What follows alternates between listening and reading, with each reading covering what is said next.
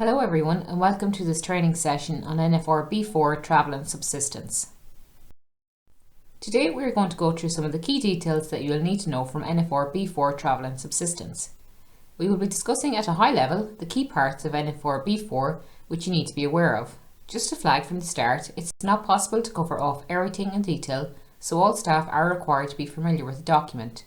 With that in mind, we would recommend that staff read the documents themselves to ensure that they're fully briefed on their day-to-day requirements.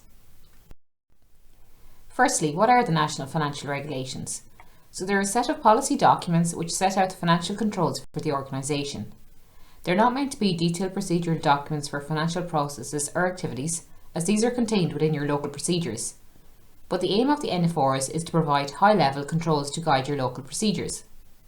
Secondly, why is this particular training important? It's important that you're aware of the controls and guidance that you must follow when you're involved in travel and subsistence and other expenses.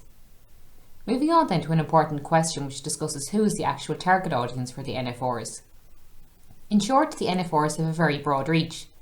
They apply to all permanent, temporary and agency staff of all HSE divisions, CHOs, hospital groups where services are provided on behalf of the HSE, and Section 38 and 39 providers, where services are being provided on behalf of the HSE or where HSE grant aid and funding is being received. Moving on to the purpose of NFR B4. So NFR B4 outlines rules which must be followed when making claims for expenses or travel and subsistence. It explains the standards all HSE staff have to meet in terms of expenses while performing their duties. It provides information so that staff know the key controls and regulations in place for expense claims. It provides information so that staff ensure the appropriate controls are in place for expense claims. And finally then, it distinguishes between allowable and disallowable expenses. If you're a staff member and you travel in the course of your work, you may be repaid travel and subsistence costs as you are carrying out your official duties away from your normal place of work. Expenses must be incurred wholly, exclusively and necessarily in the performance of the duties of employment, while on official business away from their base and employees assigned to field duties. Some key points that you need to be aware of are as follows. So you must be authorised to travel and have all necessary documentation in place before you travel. I'm just going to take you through some of those requirements. So the journey must be necessary in carrying out your duties, approved in advance by your line manager. You have to use the shortest practicable route, use the cheapest mode of transport, and where possible use public transport. Examples of costs can include things like mileage, toll fees, parking or public transport costs, along with subsistence depending on the time that you're away from your base. All travel and subsistence expense claims must have valid supporting documentation such as receipts, original or electronic copy, or vouchers. If you are claiming travel and subsistence, you must give full details of each trip separately. Summarised or one-word versions of claims will not be approved. This is so your line manager can check and certify that the expense claims are correct. Expense claims must include the following details: the employee number, employee location, date of journey, reason for journey, time of departure from and return to normal place of work, home and work address, mileage and car details involved, and the amount of subsistence claimed. If you are claiming travel and subsistence, you must submit your claims within 1 month of your journey, or if that's not possible for whatever reason, then it has to be at the latest within 3 months of your journey. Claims can only be submitted outside of the 3-month timeframe in exceptional circumstances. Where this is the case, employees must send a memo to their line manager outlining the reasons for the delay. The amount paid to you then is based on rates approved by DPER, your cumulative mileage and your vehicle registration certificate. A list of the latest rates are shown in section 2.5.1 of the NFR. There are rules which apply to what can be claimed. So no part of the journey, which covers your usual journey to work, can be claimed, and the shortest distance from home or work can be claimed. When reviewing and approving claims, line managers are certifying that the claim is correct and can be processed for payment, so you need to bear that in mind if you are a line manager. If you're a line manager and if a member of your team travels as part of their work duties, there are certain checks that you need to go through before any of your team travel. So you have to check that the authorisation to travel is in place, that up-to-date vehicle registration details are in place, as well as the insurance indemnity, and that the employee has signed the standard declaration to travel form. So they are the checks that you must do on an annual basis. Each time then when a line manager is reviewing a travel and subsistence claim on HR and payroll self-service system, they must check that the trip claimed was approved and necessary for work purposes, check that the travel route taken was the shortest and the most economic option, check that all backup is correct and the claim is calculated correctly, check that the employee has the above authorisation to travel in place, and it's a good idea to sit down with your team just to go through travel and subsistence rules that apply. It can be easier to do this when a person joins your team as part of their induction, so that the new member knows how travel and subsistence claims operate and what they can and cannot be claimed, just to avoid a potentially awkward situation of having to deny a travel claim. Travel will only be reimbursed for a necessary absence from the normal place of work, the place where the employee normally performs their duties of employment. Travel expenses are paid from your home or your base, whichever is closer to the destination that you're travelling to. Every employee has a responsibility to ensure that all claims are timely, accurate, and relate wholly and exclusively for the purpose of the performance of their duties. Some key points that you should be aware of if you are claiming travel. Travel expenses can only be reimbursed in relation to a necessary absence from the normal place of work, and they should be authorised and essential as well. All official travel should be by the shortest practicable route and by the cheapest practicable mode of transport. Public transport must be used where it is feasible. Claims have to be restricted where public transport could have been used but wasn't used to the cost of public transport. Travel expenses are not reimbursed for your normal route to work, and if you are having a meeting away from your normal place of work and you begin that journey at home rather than at your base, the mileage will be calculated by reference to the distance from home or base, whichever is lesser.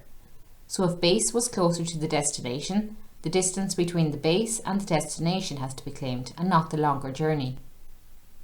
If you are called back into work outside of your normal working hours to deal with an emergency situation, then travel expenses can be claimed, subject to a maximum of 60 such claims, and they must be an emergency situation as defined for tax purposes. If you are submitting your T&S on the HR and payroll self-service system, then claims must be completed in full, submitted on time, and supported by receipts. Employees must ensure that they are authorised to travel before travelling, and as I mentioned, they must indemnify the HSE.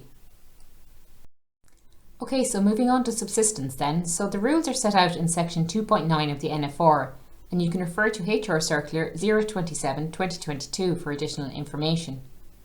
Some of the key points to be aware of are as follows. So you need to be away from base for at least 5 hours before subsistence applies.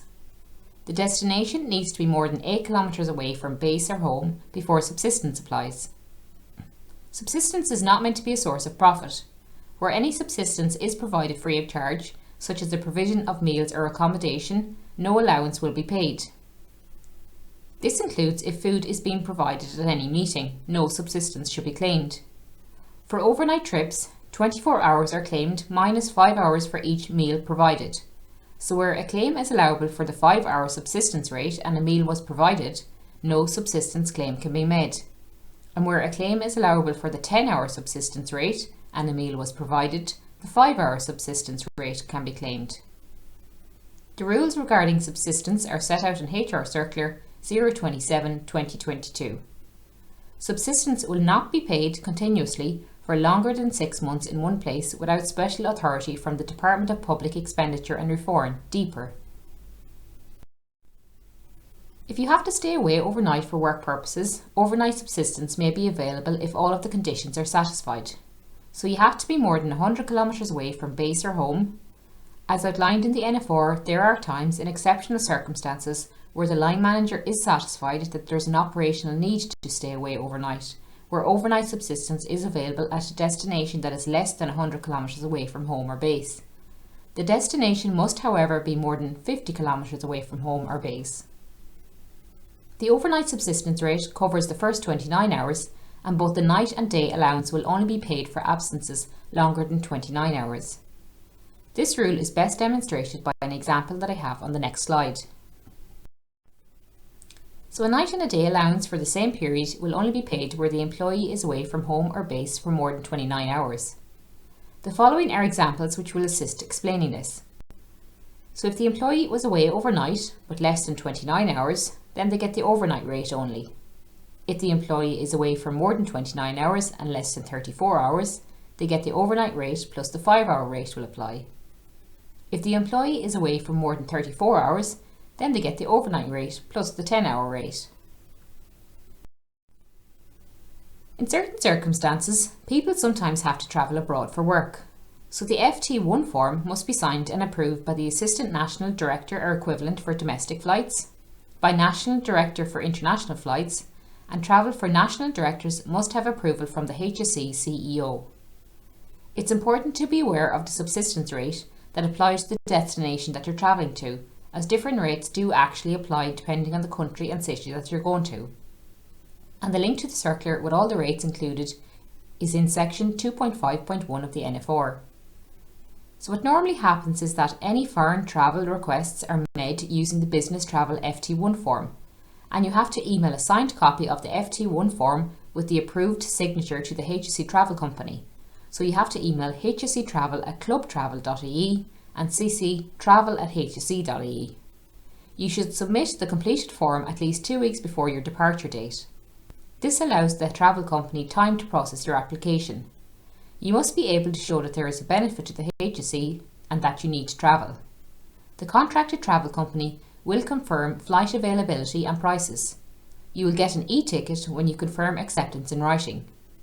You must pay directly for any rail travel and car hire, and you can claim this back on your return.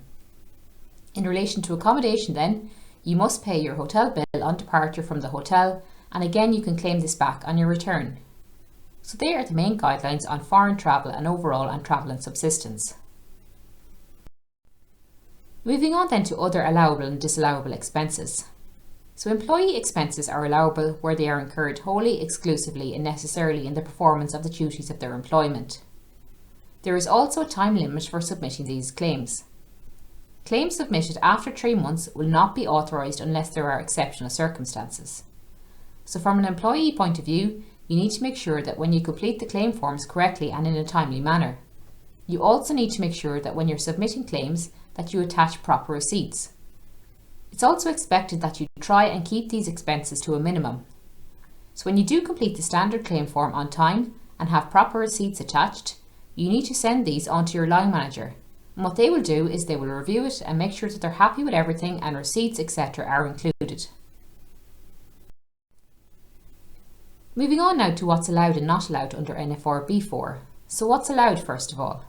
Subscription to professional, trade or business publications, protective clothing, so items such as hard hats, safety glasses and work gloves. Expenses should be bought through the purchase order, ideally, but if they are paid through your personal funds then they can be reimbursable. Another allowable expense is certain conference or training fees, so the cost of attendance at courses and conferences must be approved as being necessary for the performance of the employee's duties. Home and personal mobile telephone calls.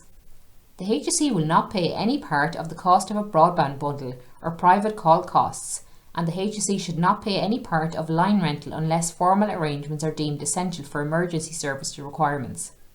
In this case, 50% of the cost of the line rental may be paid. Any payment in excess of this is subject to tax and should be processed through the employee's payroll area. Fax, photocopying and postage may also be allowable. Charges for business purposes may be reclaimed when supported by receipts. A refund of some relevant academic fees, so you should refer to the HR division for details on the refund of academic fees scheme. Annual membership fees of a professional body are an allowable expense in certain circumstances, where it is wholly, exclusively and necessarily in the performance of the duties of their employment in line with revenue guidelines. So more information on this can be found in section 3.1 of the NFR. Moving on now to what's not allowed under NFR B4. So things like employee event costs, spouses, partners or children's travel costs, parking fines or traffic violation fines such as clamping fees, travel club memberships such as giving access to airport lounges, complimentary drinks and so on, gifts for employees such as retirement or leaving gifts, miscellaneous hotel charges such as laundry, personal phone calls, meals, pay-per-view TV channels, alcohol and phone use on an airline unless it's in an emergency situation. So again, a full list of these can be found in section 3.1 of the NFR. So that brings me to the end of the training session on NFR B4 Travel and Subsistence. On this slide are the contact details for the Governance and Compliance team if anyone has any questions. So you can contact us on govn.compliance@hse.ie. On this slide as well we have some useful training resources and also our Governance and Compliance YouTube channel. And that contains videos on each of the 11 individual NFRs, so they are good to watch. Most of them are just 15 or 20 minutes long, so they're good to watch if you just want a refresher on any of the NFRs. Your attendance and attention today is very much appreciated and thank you for taking the time to watch this training session.